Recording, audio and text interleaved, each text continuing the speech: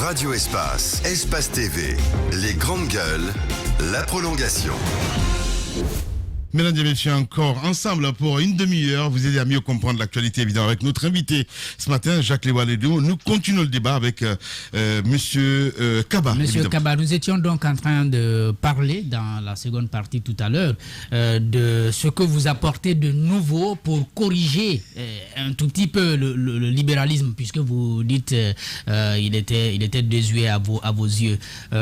Qu'est-ce que vous apportez dans le concret? C'est quoi le circonstancialisme? Dans le concret, je vais aller droit au but, c'est-à-dire parler du circonstancialisme. En fait, comme je l'ai dit tout à l'heure, nous définissons le circonstancialisme d'abord comme une idéologie politique, économique et sociale qui rassemble en son sein les circonstancialistes, les pragmatiques, les progressistes, les panafricanistes pour assurer un groupe parlementaire, assurer l'équité entre hommes et femmes, protéger les droits et libertés individuelles et collectives actés par nos lois, en tenant compte de nos valeurs culturelles nécessaires. Donc vous ne parlez pas là, en l'occurrence, vous ne parlez... Donc voilà, c'est important de le dire parce que là, vous ne parlez pas du libéralisme ou du circonstancialisme économique. On est d'accord? Non, je parle d'abord de son volet politique parce que nous l'avons divisé en trois phases. Voilà, nous l'avons divisé en trois phases. D'abord, pourquoi d'abord le volet politique? Pourquoi tenir compte de nos valeurs culturelles nécessaires? Pourquoi?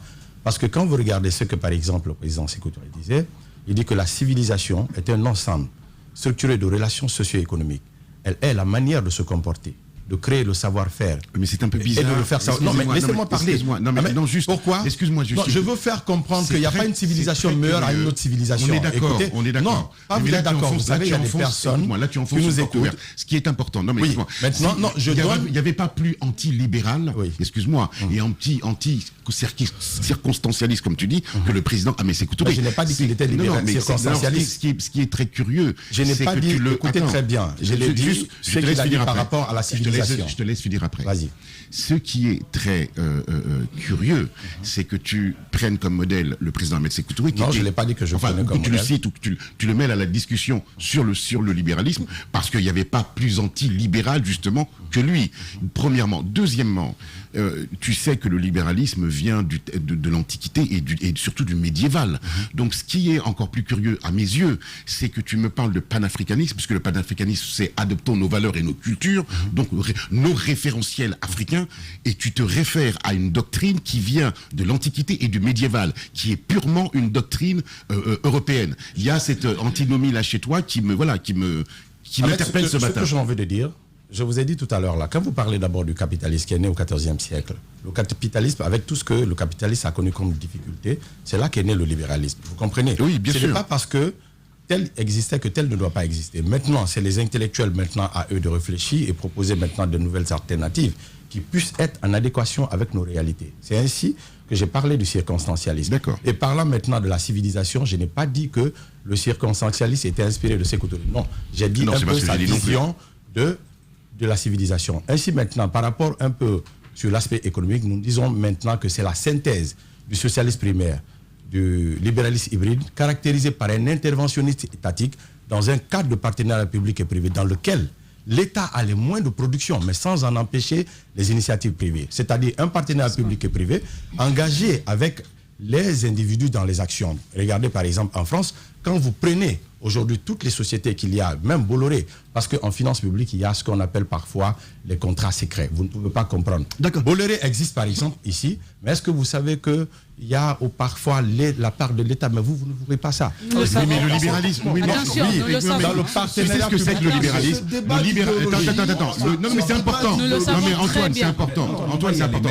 Mais attends, juste 2 secondes. Excuse-moi. Tu sais ce que c'est que le libéralisme? Le libéralisme, c'est la défense des droits individuels au nom d'une vision basée sur l'individu, ce qui est à l'opposé complet de la doctrine des pères fondateurs du panafricanisme. C'est à l'opposé complet. Donc, si tu veux, vous m'amenez dans le je ne suis pas dans la même vision. C'est toi. Je fais une c'est toi qui nous y a amené. Non, c'est toi qui nous y a amené. Pour moi, c'est un syncrétisme. J'ai encore des oreilles propres. C'est toi qui nous y a amené. Ce que je veux comprendre, parce que tu te réfères à Adam Smith. Très bien, c'est une référence mondiale du libéralisme. Mais je peux te citer Montesquieu, qui est aussi. Voilà, Montesquieu. On va évoluer, les gars. Non, je vais finir. Ahmed, quoi, je finis. Ce qui m'intéresse aujourd'hui, c'est qu'est-ce que toi, en tant que politique, tu veux apporter de nouveau à notre société. Voilà ce qui Ce que je veux par exemple apporter à notre société. Vous savez, ce que je crains, malheureusement, Lamine, la question elle est légitime, Ahmed, il va y aller. Pour moi, c'est le superflu. J'ai l'impression qu'on n'avait pas besoin de créer de recours Je te rejoins. à du néologisme pour construire parce que vous me direz si je me trompe, si j'ai raison. C'est un syncrétisme, exactement. C'est du néologisme. Est-ce qu'on avait besoin d'aller à cette invention pendant que dans les faits on pouvait bien entendu s'entendre sur un projet de société c'est ce qui nous avec intéresse. des lignes bien précises, Mais le projet de sans nous perdre dans le projet de société. Parce que je vais vous dire ce que je pense du circonstancialisme. Pas tout, quand on taxe quelque chose de circonstancialiste, ou un homme de circonstancialiste, c'est qu'il bâtit sa démarche en termes de réflexion et d'action sur le principe des circonstances et du changement. Et l'opportunisme. Exactement. Ce qui rimerait avec de l'opportunisme. Exactement. Donc, voyez un peu... On veut vous éviter ces écueils-là. Maintenant, vous me laissez ça expliquer D'accord, en détail. on va vous laisser. On va être simple. Mais on veut vous éviter On va ces de écueils. On va être simple. Aujourd'hui, je vous ai dit, du moment où, Ahmed, le libéralisme interdit l'intervention de l'État dans les activités économiques, du moment où cela s'est fait, vous ne pouvez pas comprendre que l'Allemagne détient plus de 3000 et quelques entreprises publiques qui lui donnent de l'argent. Oui. La France a 1800 et quelques. Oui. Le Japon. N'en parlons pas. Non, bien sûr, le Japon, bien sûr. Non, mais c'est une expression. Le Japon. Oui. Les États-Unis, pareil au monde. Or, le libéralisme interdit l'intervention de l'État. Donc, ils agissent selon les circonstances. De l'autre côté, vous avez vu récemment, par exemple, mais on n'est pas d'accord sur la définition. Le libéralisme n'interdit pas l'intervention. L'intervention de l'État. Attends, tu peux me laisser finir? Non, mais c'est important. Non, c'est important. L'intervention de l'État dans les activités économiques. Le libéralisme n'interdit pas l'intervention de l'État. Les moyens de production privilégie. Attends, le libéralisme interdit d'avoir les moyens de production. Le libéralisme privilégie l'individualité ou l'individualisme. C'est pas la même chose. Je ne suis pas contre. C'est pourquoi j'ai dit tout à l'heure que le circonstancialisme c'est un syncrétisme. Il faut mettre le temps à profit pour répondre à d'autres questions. Maintenant, d'être pris par le... Voilà. Maintenant, ce que j'ai envie de dire, je vais clore. Pour l'intérêt de l'invité, il serait important qu'il écoute les autres questions parce que ça fait 20 minutes qu'on passe. Pose ta question. Maintenant, ce que j'ai envie de dire, ce débat-là, il faut qu'on évolue. On évolue parce que... Oui, bien entendu. Mais ce que je veux dire, par rapport à tout ça, ce que nous proposons aujourd'hui, comme on appelle au Guinée, c'est plus important. Nous avons dit par rapport un peu à notre vision de cette question du circonstancialisme, on a dit, quand vous regardez aujourd'hui en Guinée, vous verrez par exemple que l'Orange Guinée, qui appartient aujourd'hui à la Sonatel du Sénégal, fait de l'exploitation ici aujourd'hui en Guinée. Ça leur rapporte de l'argent. Et ça permet à l'État sénégalais d'engranger de l'argent. Oui. Ça lui permet de faire face à ses obligations. Pourquoi ne pas amener ça dans le portefeuille de l'État? Ça s'appelle. Tu demandes à ce qu'on ramène Orange Guinée. Non, donc pas Orange Guinée. Non, mais Une telle gestion. Moi, je parle de Sotelgui, je parle de l'activité, je parle pas de d'accord, ok. Vous comprenez? Ok. Qu'on réveille aujourd'hui Sotelgui. Je pensais que tu parlais de nationalisation, tu l'as coupé. Non, je parle de la nationalisation, je parle de Sotelgui. D'accord. Qu'on prenne Sotelgui et ça va donner des milliards aujourd'hui à l'État guinéen. Vous prenez de l'autre côté, par exemple, vous prenez la salle. Justement, il n'y a rien de nouveau. Monsieur Kaba, En fait, il n'y a rien de nouveau, monsieur Kaba. Permettez que je fasse. Juste une question, Ahmed.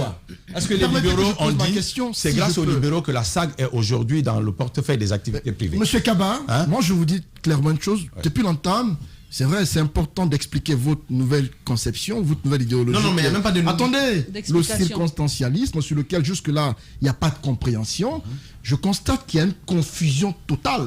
Vous avez du mal à vous faire comprendre. Et je constate que c'est comme une sorte d'habitude pour vous de créer parfois des polémiques. C'est-à-dire, dans la plupart de vos actions, il y a des polémiques et ça crée des soucis dans la compréhension de ce que vous voulez concrètement. Vous avez été du parti UDIR, on sait dans quelles circonstances vous avez quitté ce parti politique. Lorsque vous rejoignez un nouveau parti politique, moi, ce que je voudrais, il serait important qu'on déblaye le chemin. Monsieur Kaba, pour votre intérêt personnel en tant que jeune leader politique, il serait important qu'on sache clairement dans quelles conditions vous avez quitté l'autre parti et pourquoi vous quittez pour votre propre parti politique, afin que l'opinion qui nous écoute comprenne qui est Kaba. Ça y va de votre crédibilité. Je crois qu'on en a déjà parlé. Non, pas du tout. Oui. Parce que permettez. vous êtes en justice pour beaucoup de problèmes. Dans ce studio, on est en train d'aller. C'est des trucs un peu c'est personnels. important pour l'opinion. Je suis pas d'accord. Moi, j'ai un souci avec. Vous voulez être président de la République dans ce pays. Pour moi qui suis citoyen, il faut que j'ai confiance en vous. Si ce n'est pas le cas, je ne peux pas... Mais maintenant, permettez-moi alors, je vais répondre. Politique qui est en face de moi. Ahmed Kourba. Je pose ma question. Je parle de... La question, c'est par rapport à cette question... J'ai compris la question. Je voulais vous dire tout simplement, que quand je suis venu à UDIR, sur la base des élections, il y a beaucoup de personnes aujourd'hui qui sont là. Sur la base des élections, j'ai été élu président de ce parti. Mais j'avais d'abord jugé nécessaire de ne plus parler de cette question.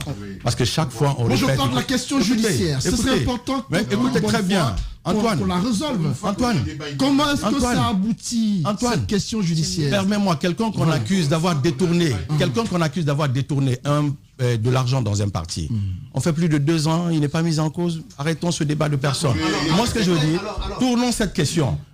Est-ce que vous comprenez? J'ai parlé de cette question multitude de fois dans les médias. Je dis très bien. Qu'un jeune leader politique soit autant au centre de polémiques généralement? Non. C'est simple. Écoutez, comment comprenez-vous cela pour quelqu'un qui a envie? Non, Antoine, s'il te plaît. Antoine, je vais te parler de quelque chose. Antoine, laisse-moi le faire aussi. Antoine, moi, ce que je fais, c'est un exercice auquel je vous soumets, afin que vous puissiez, devant l'opinion, montrer à tous que je suis venu ici pour séduire les Guinéens. On en a parlé depuis 2 ans. Ce qu'on vous a reproché, vous me permettez. Je dis très bien. D'abord, moi, je n'aime pas parler trop de moi. De mon enfance à aujourd'hui, j'ai vécu avec des gens, j'ai travaillé dans les entreprises, j'ai travaillé avec des personnes. Les personnes connaissent ma probité morale. Je vais vous donner un petit exemple. En 2014, ici, dans ce pays, lorsque mon beau-père a eu des tractations avec Belzone, quand il a imprimé 191 milliards de francs guinéens, vous savez qu'il y a des personnes qui sont venues vers moi pour me dire, Mori Kaba, tiens, 150 000 $. Non, permettez. Non, je vais lui dire quelque chose. Passe à autre chose. Non, par rapport à la question de probité morale, on a un débat idéologique. Ne ramenons pas au débat de permettez-moi. Permettez-moi de terminer. Ça me surprend. Ça me saoule. Ce que j'ai envie de dire, Antoine, ça me saoule. Ça me surprend venant d'Ahmed Kourba qui dit avoir fait l'Europe. En Europe, quand on est leader politique, il faut que votre passé soit sain. Mais on en a parlé mille fois de son passé. Antoine, dans ce studio. Ça me surprend venant de toi. Comme étant un démocrate. Ahmed, je ne suis pas démocrate. Dans ce studio. Toi qui es diaspora qui a fait l'Occident. Je ne pensais pas qu'on était venu pour créer des embrouilles. Je ne sais pas si on était venu pour créer des embrouilles. Le débat n'a pas de sens. Vous comprenez, ça n'a pas de dans un débat idéologique. Dans ce studio ici, on en a parlé avec Mafoudia, avec Jacques Lewalono, avec Yero. Je ne t'ai pas 2 fois. Je n'étais pas là. Mais permettez, Antoine. Les absents ont toujours tort. Mais vous savez, Antoine, je vais vous dire quelque chose. Moi, je suis quelqu'un qui a un cœur ouvert, là où il y a le climat social et sociable. Je n'ai pas de haine pour quelqu'un. Est-ce que vous savez, la fois dernière, lorsque je suis passé dans ce studio, quand vous m'avez, disons, titillé, 24 heures avant, j'étais déjà averti que Mori, il paraîtrait que les gens ont payé, entre guillemets, l'argent pour qu'on t'attaque et tout. J'ai dit, je m'en fous de ça. C'est des rumeurs.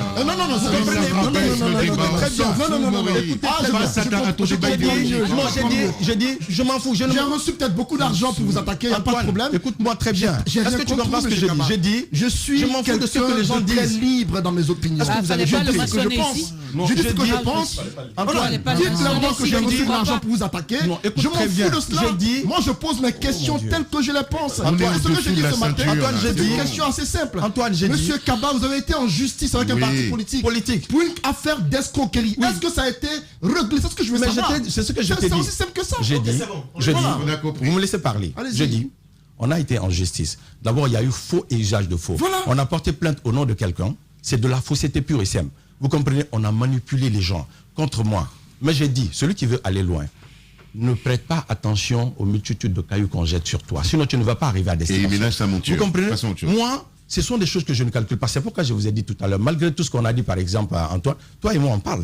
Je t'appelle et tout, on discute. C'est pour dire que je suis quelqu'un, je m'en fous de ce qu'on raconte, parce que ni flux, ni reflux, ni les furies subites n'endigueront ma légitime envie de pouvoir gouverner ce pays. Rien au monde. J'ai un objectif, j'ai un idéal, j'ai envie de marquer l'histoire de mon pays. Mon passage sur terre, parce que je ne suis pas omnibulé par l'argent. C'est pourquoi je vous ai dit tout à l'heure que j'ai renoncé à 150 000 $. Combien de Guinéens peuvent le faire? Et puis, oui, je n'ai pas dit, j'ai dit combien de Guinéens? Il y a beaucoup de Guinéens, mais moi je l'ai fait. 150 000 $, j'ai renoncé à beaucoup de choses quand même. Mais ce que j'ai envie de dire par là, Je vous dis encore une fois de plus, je suis rentré en politique en Guinée parce que je pense que j'ai des valeurs, j'ai un passé, j'ai un idéal. Mais moi, j'ai envie de marquer l'histoire de l'humanité. Bon. Voici mon idéal, voici mon objectif. Alors, parlons je pense de que par la grâce de Dieu, je vais l'atteindre. Voilà. Circonstancialisme. Oui, mais il parle aussi de l'existentialisme. Non, il n'a pas parlé de ça. Alors, ce circonstancialisme, voilà, j'espère que quelqu'un va le prononcer. Alors, c'est clair que vous avez reconnu tout de suite que c'est aussi de l'opportunisme. Et quand vous parlez d'opportunisme, soyez plus clair. Je vous ai dit que c'est de l'opportunisme. Oui, vous l'avez reconnu c'est tout la de suite. circonstance. Vous l'avez reconnu tout de Tamba a suite. dit l'opportunisme, vous avez dit oui. La circonstance, parce que, vous savez, quand l'Europe injecte, fait de la planche à billets, je vais dire tout à l'heure avec Ahmed, quand on parlait tout à l'heure, je de l'ai dit que l'inflation. La planche à billets ne crée pas l'inflation, mais peut créer l'inflation. On le sait. Vous comprenez? Parce que si vous maîtrisez deux choses, il n'y a pas de possibilité que la planche à billets crée Si vous l'inflation. maîtrisez quoi? Deux choses. Quoi? Un, On n'a pas besoin la de capacité de fixité. Quand une banque centrale possède la capacité de fixité, il n'y a pas de risque d'inflation. Un. Il y a ce qu'on appelle aussi dans nos recherches scientifiques la discipline monétaire. Maintenant. Et où est-ce que vous mettez c'est cela l'opportunisme? Où est-ce que vous mettez la crédibilité de la monnaie? Parce que la question c'était par rapport à l'opportunisme. Quand la Covid est arrivée. Quand vous dites oui, l'opportunisme. Quand la Covid est arrivée. Morikaba. Quand la Covid est arrivée. Morikaba. Quand la Covid est arrivée. L'opportunisme c'est quoi pour Je vous explique maintenant. Quand la Covid est arrivée, il y a eu des économies qui ont été malmenées partout à travers le monde. D'accord? L'Europe occidentale a injecté 7 000 milliards de planches à billets dans l'économie. Non, c'est pas de la planche à billets, mais bon. Oui, c'était de la planche à billets. Non, pas du tout. 7 000 milliards de planches à billets. Non. Ça n'a pas créé l'inflation. Vous savez pourquoi? Parce qu'il y a tout simplement la discipline monétaire. Mais c'est quoi? Non, mais cette discipline monétaire dont vous parlez, je ne peux pas. Par exemple, quand on prend le dollar, les États-Unis ils font la planche à billets. Mais quand on prend le dollar, mais c'est une monnaie internationale, c'est une monnaie internationale qui peut s'utiliser partout, qui a une certaine crédibilité. Cette planche à billets, ce que vous dites, ça ne peut pas correspondre à la Guinée parce que ça ne peut pas aller en Guinée parce que la monnaie guinéenne, elle est juste locale. Ahmed, n'oublie pas le principe de 1945 du Fonds monétaire international. C'est lequel? On a dit clairement dans la charte que toutes les nations indépendantes sont libres de fixer leur monnaie à parité hors gold échange standard. Oui, exactement. Mais ça a été abandonné, je te dis. Non, mais pourquoi ça a été abandonné? Parce que tout simplement, non. Les États-Unis n'adoptent plus depuis les années 80 leur monnaie alors. Mais ça a été abandonné. Attends, qui fixe le taux de la monnaie? Qui fixe le taux de la monnaie aux États-Unis? C'est l'État. Mais non, c'est le trésor public. Non, c'est pas l'État. C'est justement c'est là où tu. Non, écoute-moi. Attends, il y a des évidences. Discussion ici tout à l'heure. Vous avez parlé dans votre discussion. Il y a en politique et en économie des évidences que tu ne peux pas venir dire ici en disant le contraire.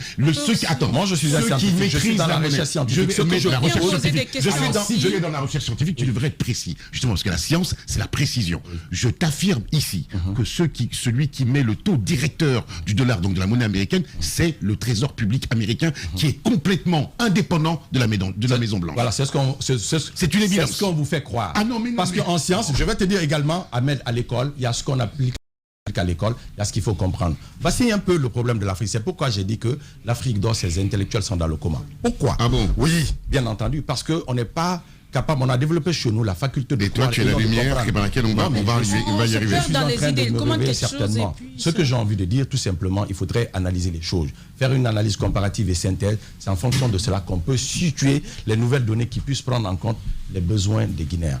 Donc, j'ai dit encore, je reviens là-dessus. Si toutefois on maîtrise ce qu'on appelle, ce que j'ai appelé tout à l'heure, la monnaie. La planche à billets. On a une monnaie souveraine. Du moment où on a une monnaie souveraine, aujourd'hui en Guinée, je peux te poser une question. Je vais vous dire quelque chose. En 2015, j'étais dans un débat. On m'a appelé au téléphone. C'était à l'occasion de la date anniversaire de la monnaie guinéenne. On a demandé un cambis, qui est aussi intellectuel, qui était le représentant des cambis. On dit, aujourd'hui, la monnaie guinéenne est en train de connaître une grande flambée. Qu'est-ce que vous pouvez dire par rapport à ça? Il dit, nous, les cambis, nous reconnaissons effectivement que c'est nous qui fixons le taux de la monnaie en Guinée. Je peux vous dire clairement, l'émission, la date, c'était à l'occasion de la date anniversaire de la monnaie guinéenne. Avec Soleil. Non, mais pas moi. Je dis pas moi. Il dit, mais nous avons décidé avec le gouvernement guinéen de les aider afin qu'ils puissent stabiliser la monnaie. Je vous dis clairement que lorsque l'État a la possibilité de fixité, il n'y a pas de possibilité. Mais qu'est-ce que tu appelles Attends, tu utilises des mots. C'est quand même bizarre, Maury. Tu utilises des mots. Vous ne connaissez pas excuse-moi, je la connais. C'est pas la question. Est-ce que tu sais combien de types d'inflation il y a il existe en économie. Combien de types d'inflation? Ahmed. Non, je te pose une question simplement. Il y a beaucoup de types d'inflation. Il y en a trois. Il y en a trois. Il y en a trois, Maury. Alors, est-ce qu'on va avancer? On va avancer un peu. Vous avez rencontré le CNRD lorsque la junte est arrivée.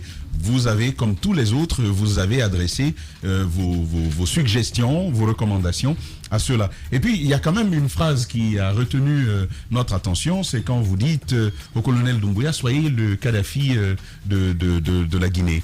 C'est Kadhafi en entier, ou est-ce qu'il y a des pans de Kadhafi la Guinée sans pour autant avoir l'intention de s'éterniser au pouvoir? Ah, d'accord. Comme il a fait. D'accord.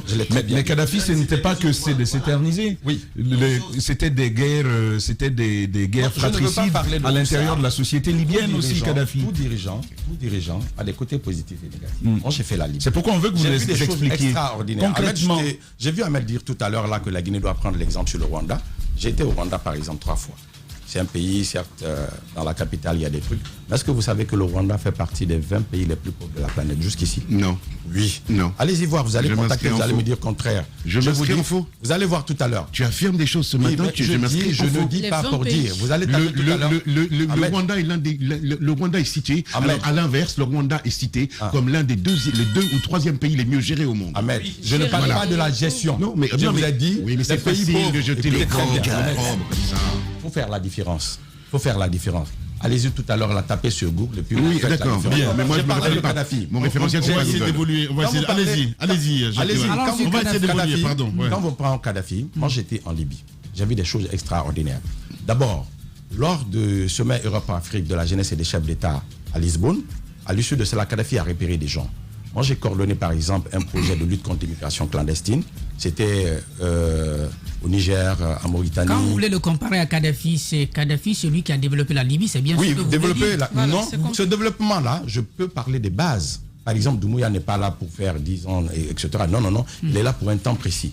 Moi, la fois dernière, je me suis défini là-dessus. J'ai dit au minimum, qui pose des bases. Aujourd'hui, regardez en politique en Guinée. Les bases lesquelles? Regardez aujourd'hui en politique en Guinée. Tout le monde entre en politique. Aujourd'hui, il n'y a pas de moralisation de la politique.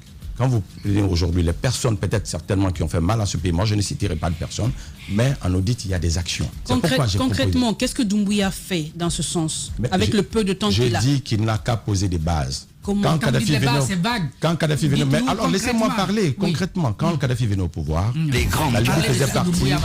la Libye faisait partie des 5 pays les plus pauvres de la planète, avec les IDH, indices de développement humain, les plus faibles au monde. Mais aujourd'hui, à cause de ce que Kadhafi a fait, est-ce que vous savez qu'ils ont la meilleure croissance? Tu as trop d'exemples. Dites-nous ce que mais c'est ce que j'ai dit. Je veux d'abord qu'ils posent des bases. Ces bases-là sont des bases économiques. Lesquelles? Sont des bases sociales. Lesquelles? Par exemple, lesquelles?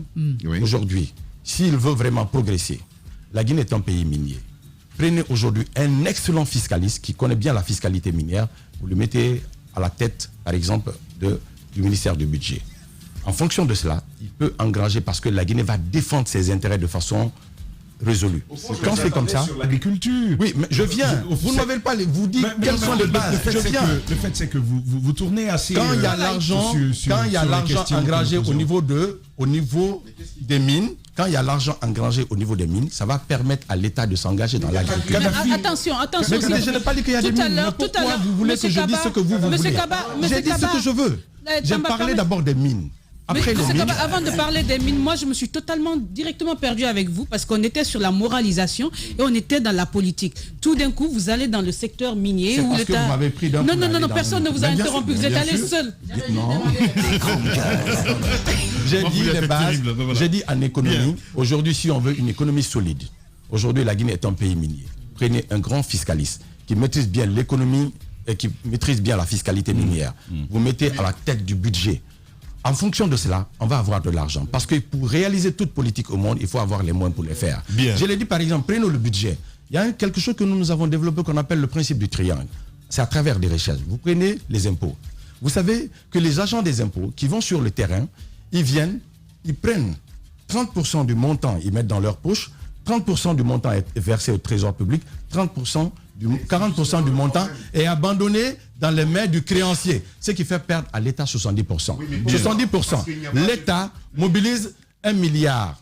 Les impôts mobilisent 1 milliard. Si on multiplie ça par 3, nous avons 3 milliards. Ça peut permettre à la Guinée de faire face aux défis. Donc, pour réaliser quoi que ce soit, nous sommes prêts. En tant que parti politique, nous sommes prêts à accompagner, quand je dis bien accompagner, faire des recommandations, donner des idées au CNRD. Vous étiez parce aux que consultations là où nous sommes, bien entendu, j'étais là-bas. Vous avez proposé... Oui, il y a 3 minutes, Mafoudia, je ne pouvais pas proposer quelque chose. En 3 minutes. J'ai parlé, je crois que vous avez les images. Ce que j'ai envie de dire, le CNRD est une opportunité pour tous les Guinéens. Superbe. Vous comprenez? Cette opportunité-là, nous devons la saisir. En politique, on dit toujours que en sciences politiques, il y a plus d'art que de sciences. Ce qui s'est passé doit nous servir de leçon. Le cas de 2009 avec Dadis Camara, vous avez vu, il a désenclavé certains quartiers. Il a voulu ramener Air Guinée ici. Il a voulu faire plein de choses, mais tout de suite là, il a été freiné dans son élan. Donc Doumbouya est venu. Laissons-lui temps, laissons-lui les opportunités pour qu'il mette des balles. Et surtout, moi, ce que je veux surtout, il faut qu'il y ait une répression au niveau des vols qu'on connaît aujourd'hui. Alors, je vais te dire quelque chose. Je vais te dire une chose. Tu es jeune. Moi, ce que nous attendons, ce que le peuple attend de toi, c'est pas forcément un cours Attends, on t'a laissé parler là pour le coup, sur le circonstancialisme, etc. Le libéralisme. Non, allez-y, vas-y. Sur le libéralisme. Tu as parlé d'un pan qui est essentiel aujourd'hui dans la réussite justement de la junte en Guinée. C'est la fiscalisation, c'est-à-dire engranger des deniers publics. C'est-à-dire que chaque individu, que ce soit une société, une entreprise, toi, moi, payons des impôts. D'accord? Tu as donné un contre-exemple tout à l'heure, c'est celui des cambistes. Est-ce que tu sais que dans l'économie mondiale, voire même dans l'économie guinéenne, il n'y a pas plus informel que les cambistes. Ils ne payent pas d'impôts à l'État. Attends, je finis. Non, mais je finis. Si tu me laissais partir, j'allais clairement dire parce que je pense que ce secteur... Non, parce que tu as glorifié les cambistes tout à l'heure. Excuse-moi, l'ami, je finis juste ça. Écoute, ce qu'on attend de toi, c'est que quelqu'un les Guinéens aujourd'hui, les grandes gueules. Maurice, les Guinéens aujourd'hui n'en ont rien à carrer du circonstancialisme, de tous ces concepts libéraux. Les Guinéens ont besoin d'eau, d'électricité, d'emploi, de courant. Attends, il faut que des gens comme toi, parce que tu as du talent, tu as un talent oratoire, il faut que des gens comme toi fassent des propositions concrètes pour qu'on sorte de cette première couche de misère. À ce jour. Les concepts idéologiques, on s'en fout. On va essayer de vous lire, mesdames et messieurs, sur Espace TV, mesdames et messieurs. Nous passons plutôt à cette rubrique. Les grandes gueules. La minute, oui ou non? Un feu roulant de questions avec une seule réponse possible. Oui ou non? Langue de bois, s'abstenir. S'abstenir, évidemment, avec nous, le président de l'AGN, notre invité ce matin, Monsieur Mori Kaba. Antoine, oui ou non? La première question, évidemment. Oui ou non? Allez-y. Oui ou non, Monsieur Kaba, avec les nouvelles autorités, il y a des possibilités de collaboration si on faisait appel? Non, je l'ai dit clairement. Non. Mori Kaba. Non, oui ou non? Selon Quand vous parlez possibilité de... C'est une question très complexe. Non. Moi, je suis prêt à collaborer en distance sans être dans la transition. Ni être ministre, ni être député. Parce que tout simplement, j'ai envie d'être candidat aux élections présidentielles. Oui ou non? On vous appelle demain pour être ministre de la République, vous allez dire non? C'est non, je l'ai déjà dit. Voilà, c'est bon, allez-y. Jacques. Oui ou non, vous avez conscience que vous ne vous faites pas comprendre? Si j'ai conscience, mais moi je me fais très bien comprendre. C'est pas par tout le monde. Vous savez, au début, toujours, on traite les gens de fous. Mais c'est avec le temps que ça va s'éclairer. Mori Kaba va révolutionner certainement avec d'autres personnes scientifiques, le circonstancialiste et ça fera... Donc non, allez-y. Oui ou non? Voilà. Oui ou non, vous avez tendance à parler de vous à la troisième personne. Oui, mais c'est tout à fait normal, c'est bien. C'est là où commence l'éducateur. Je suis dans une formation politique. Donc nous sommes ensemble. C'est là, non, la troisième personne, c'est non. Oui, c'est différent. C'est des personnes qui sont... C'est des dictateurs en général. Merci beaucoup, Ahmed. Allez-y, oui ou non, Ahmed Camara? Alors, tous ces concepts que vous utilisez, oui ou non, tout ça, au final, ça parle du centrisme. Ça ressemble un peu à cela. C'est pourquoi j'ai dit de Oui ou non? Oui ou non? Oui, c'est un syncrétisme. C'est ça le syncrétisme. Oui. J'ai dit, on prend ce qui est bon chez les libéraux, on prend ce qui est bien chez les socialistes, on prend un peu de tout. Maintenant, on va. C'est ça le circonstancialisme. Allez-y, Tamba. Wallah, je pose la même question. Le circonstancialisme, oui ou non, c'est du centrisme. Voilà. Oui ou non? La politique du circonstance, c'est la politique du centre. Donc c'est la même chose. Donc oui. Donc c'est du centrisme. Oui. Donc oui ou non, on n'avait pas besoin d'écrire encore circonstancialisme. Bien sûr. On pouvait juste aller avec centrisme. Non. D'accord. Bien. Allez-y, Mafoudia Bangoura. Oui ou non? Quand Tamba a parlé d'opportunisme, vous aviez dit oui. Est-ce que vous reconnaissez, oui ou non, que vous faites vraiment partie de cette jeune génération qui est perdue dans l'arène politique? Mafoudia. C'est trop fort. Je ne suis pas du tout perdu. Parce que je pense tout simplement. Vous pouvez voir, j'ai mis le projet de société à votre disposition.